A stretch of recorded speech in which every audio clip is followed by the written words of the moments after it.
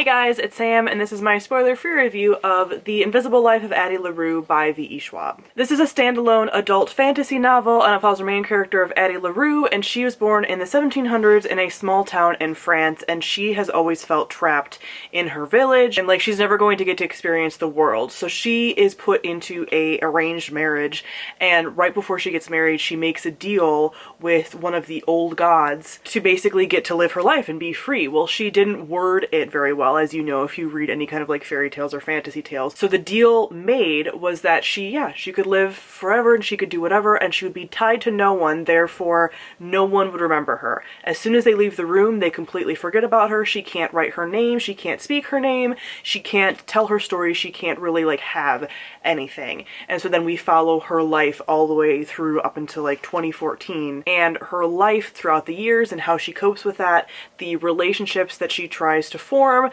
the things that happen, the good moments and the bad moments, and everything in between. This book does have triggers for loss of loved ones, suicide, drug and alcohol abuse, and sexual assault. So first off, if you haven't heard before, I tend to struggle with V E Schwab's writing, Victoria Schwab. I either love her books or hate them, and I tend to dislike them. I've liked some of her earlier stuff, but some of her more recent stuff hasn't really been for me.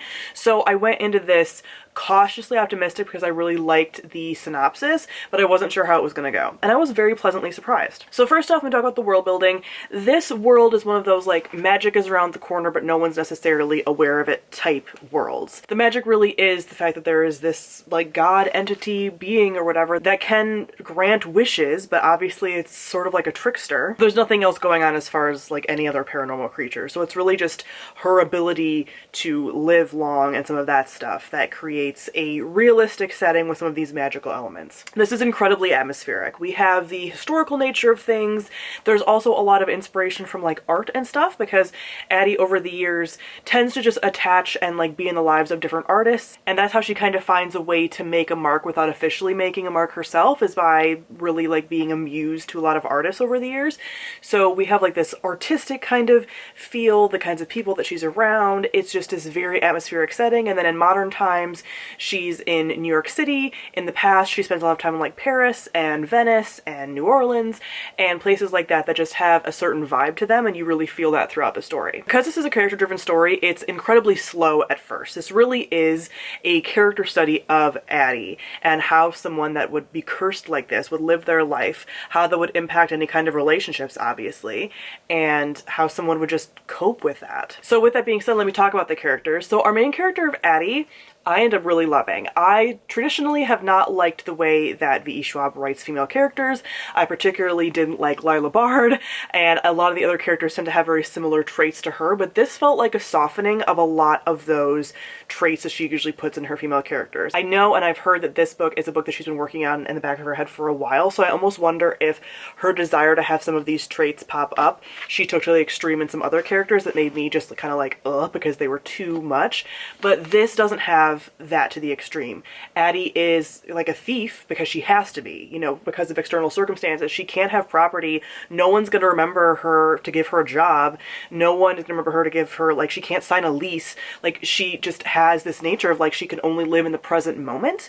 And so that's a very interesting thing to follow and a very interesting person to follow when you have that element. And she also has some things where like she wishes she could dress like a man and she smokes cigarettes, and those are things that pop up in some of her other characters. But again, when I first saw it, I was kind of like, are we gonna go down this road? But she doesn't take it as far as she has it with other characters where they feel like sort of like a stereotype or just like so extreme. This really felt like a real character given the circumstances. The exploration of relationships also in here is wonderful. For a book where Addie can't really form relationships, it's interesting how just relationship focused this is. Not necessarily romantic, but Addie's identity and how she tries to interact with people. You know, she has these situations where over her whole lifetime she'll have people that are in her life for like months, but she is only known to them, you know, for the night. And so she'll be like, oh, well, I've been sort of like with this person for like 2 or 3 months, but every night for them is, you know, brand new. And that kind of experience and like how those relationships have kind of shaped her.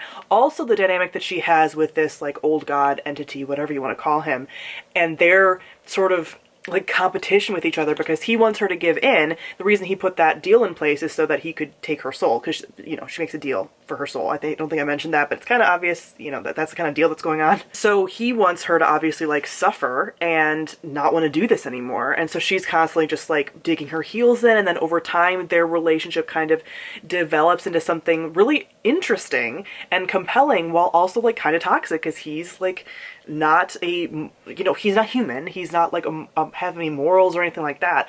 So their dynamic is very interesting because he's the only like person that can remember her. And then later on in the story, and it says it's in the synopsis, so it's not a spoiler, but she does meet somebody that does remember her. And so we get his perspectives a little bit as well.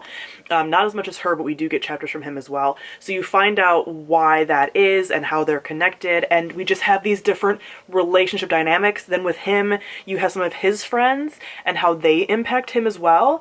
And I just found like the relationship complex web study of like what a person's life looks like and all the different kinds of relationships they have and what it would look like if they only could live in the present. Found that very interesting. Lastly, I'll talk about the plot. Like I said at the beginning, it was just kind of slow and meandering, but for me that was okay. That I know for some people they're not going to like that. I know that some people probably found this like really boring, and I think that's kind of how this book is going to be. If you're not necessarily into this character and the character study of it, you're not going to be into it, because it is like that slower, more meandering. Like there's not a lot going on besides her living her life day to day because she kind of has to. But I did find some of the things, as far as like some of the twists and relationship things that happen later on, to be like unpredictable. Like I never really knew where this was going because this wasn't going at like a very fast pace.